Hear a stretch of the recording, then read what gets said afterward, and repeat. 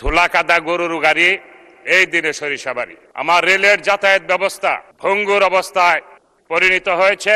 মাননীয় স্পিকার, আমি এমন একটি এলাকাতে থাকি যেটা আজকে থেকে 20 বছর আগে ধুলা কাদা গরুর গাড়ি, এই দিনে সরিষাবাড়ি। 1991 সালে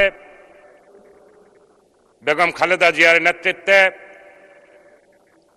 যখন বিএনপি সরকার পরিচালনার দায়িত্ব নেন, তখন আমার চাচা মরহুম ব্যারিস্টার আব্দুল সালাম তালুকদারের নেতৃত্বে সরিষাবাড়িতে এই ধুলা কাদা গরুর গাড়ি, এই দিনে সরিষাবাড়ি, এই নামটি কিছুটা হলেও আমরা ঘোষাতে পেরেছিলাম।